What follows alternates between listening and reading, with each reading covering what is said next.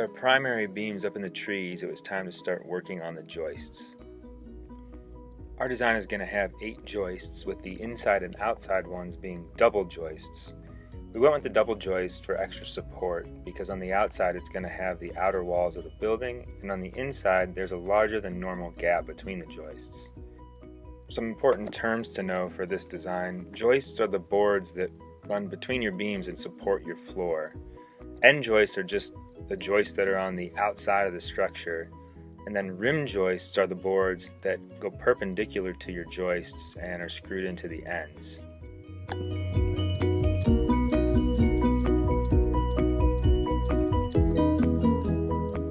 Before you start actually hanging the joists, you need to make sure that your beams are relatively square with one another. And you do this by measuring the diagonal from corner to corner from one beam to the other. And then you measure the opposite diagonal, and those measurements should be the same distance. If they're a little bit off, you can slightly twist one of your beams so that the measurements kind of come in line with one another and are the equal distance.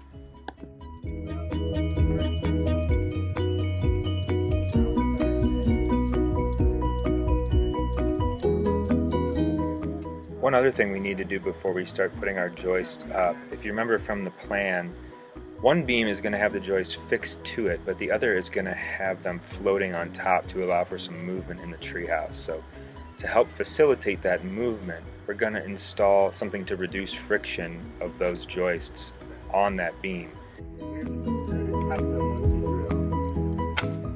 We're using some small sheets of UHMW for that purpose, but before you install them you need to pre-drill holes and then countersink those holes so that your screw heads aren't popping up above to dig into your wood. Once you have them drilled and countersunk, then you can install one sheet below each joist location. Now that our beams are square with one another and our UHMW is installed, we can start hanging our joists. On the fixed end of the joist, we're using some hurricane ties to hold those in place and prevent the joist from moving or twisting.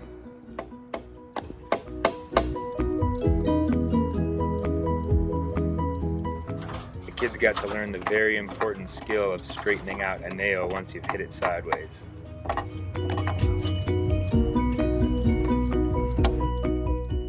Like I had mentioned, we're going to be doubling our end joists and our inside joists.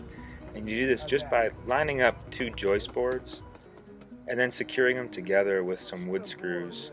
In this case, we're going to use 2.5-inch wood screws so that they don't protrude out the other side of the second joist.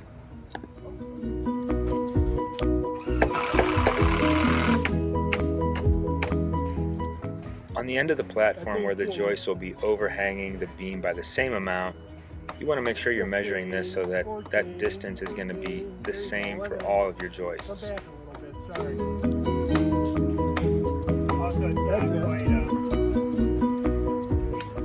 And even though it's not a necessary step, my daughter recommends testing the strength of each joist as you hang. Good, no wobbling.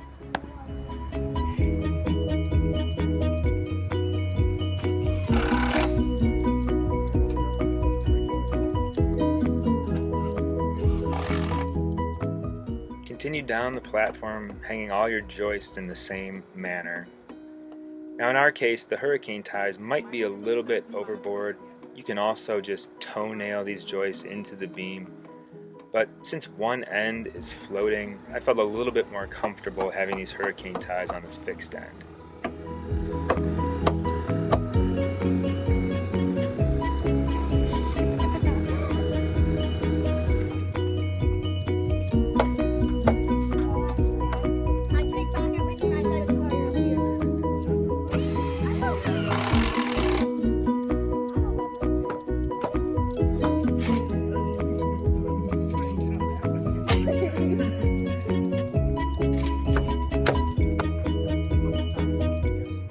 Once the joists are hung, the next step is to install a row of blocking.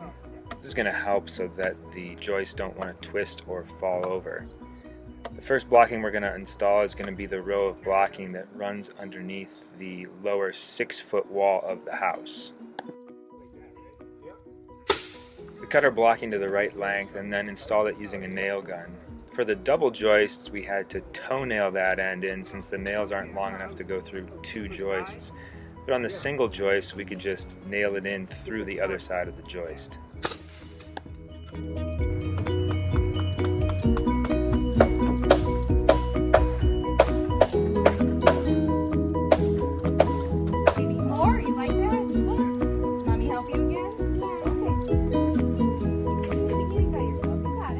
Once we got the joists hung up, the kids really started getting excited. I think they could start to imagine what the treehouse was going to look like now that this square was hanging up in the tree. Even the little guy wanted to get in on the action.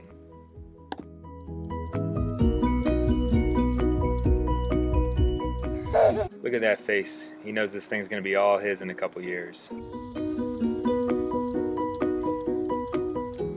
Here you can see our platform with all the joists hung up and one row of blocking in place.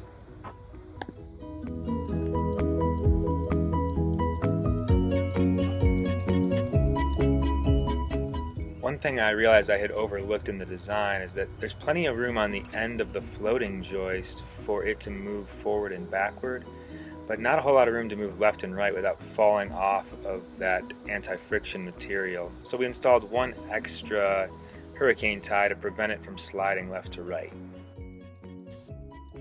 Next up is installing the rim joist.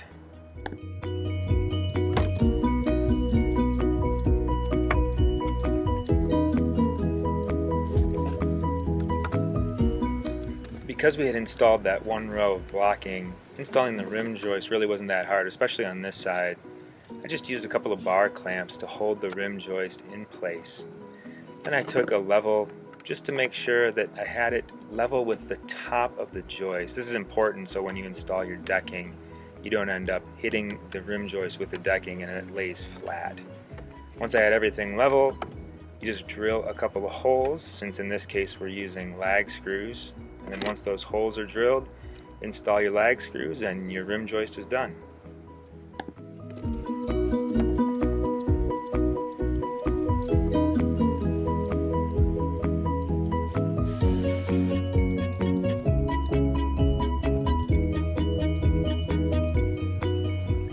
Once all the rim joists are finished, it's time to install our railing posts. There's a bunch of different ways to attach these things to your joists. There's a really great video which I'll post a link to with different ideas. I ended up going with a method that uses blocking and structural screws.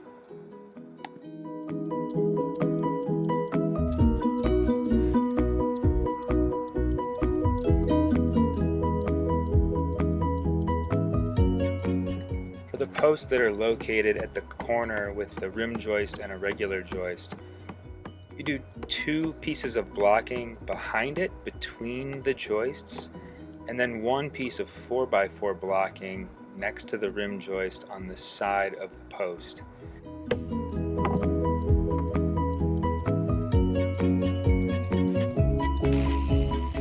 Once all the blocking's in place, we're going to use 8-inch timber locks to screw in the blocking and then screw the post and the other blocking, the 4x4 blocking, into the 2x8 blocking. So it's a lot of screws, but we definitely don't want these railings to go anywhere because it's going to have to hold a lot of weight, and this is 7 feet up in the air. It's also important that you keep these posts level as you're installing them. You may need to use a little shim like I did here to make sure that it's level before you screw everything down. Here's what the outside corner looks like. Like I said, a lot of screws, but that post is not going anywhere now.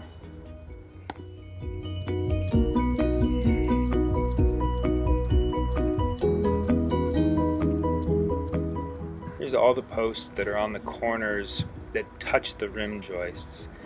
These are the ones that have the two pieces of blocking behind and the 4x4 next to it.